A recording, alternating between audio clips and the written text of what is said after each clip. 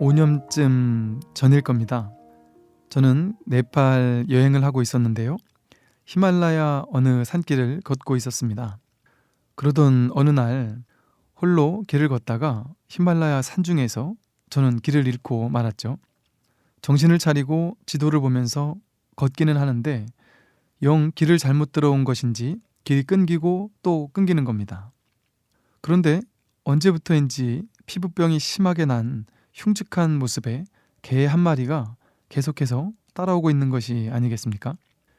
개를 보며 돌아가라고 아무리 손짓을 하고 소리를 질러도 아랑곳하지 않고 저를 한 발짝 뒤에서 따라오는 겁니다. 포기를 하고 길 없는 숲길을 새로 내면서 걷고 있었죠. 그런데 계속해서 이 강아지가 무슨 저의 호법 신장이 되기라도 한 것처럼 길을 안내해 주기라도 하듯이 꼬리를 치며 저를 앞질러 가는 것이었습니다.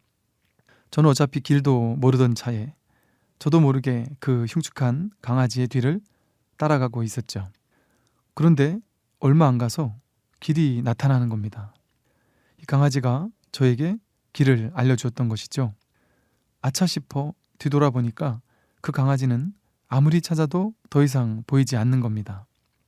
저에게 길을 알려준 뒤에 어디로 갔는지 모르게 사라져 버렸던 겁니다. 비스킷이라도 주고 싶었던 마음에 안타까움이 서리면서 순간 번쩍이듯 한 생각이 일어났습니다.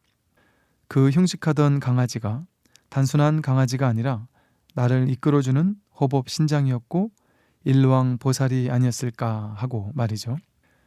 우주법계 곳곳에 일루왕 보살이 있고 호법 선신이 있습니다.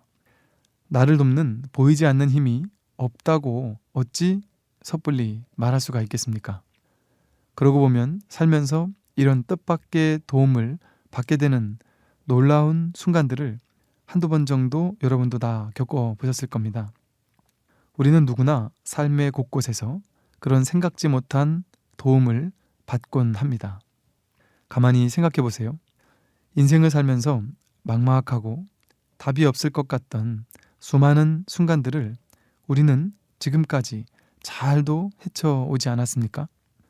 늘 막막하고 답답하던 그때마다 언제나 답은 있었죠. 가만히 생각해 보십시오. 꼭 기적 같지 않습니까? 그야말로 나를 지켜주는 요정, 호법선신, 그것을 무엇이라고 부르던 분명 그런 분은 계신 듯 느껴지기도 합니다. 물론 그분이 불성이나 자성불이라고 할 만한 내면의 어떤 원리일지 말로 표현하기 어려운 어떤 원리 같은 것일 수도 있겠죠.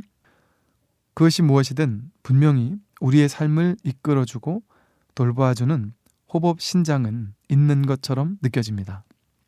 아니 어쩌면 이 우주는 언제나 다차원적으로 우리를 돕고 있다고 할 수도 있을 겁니다.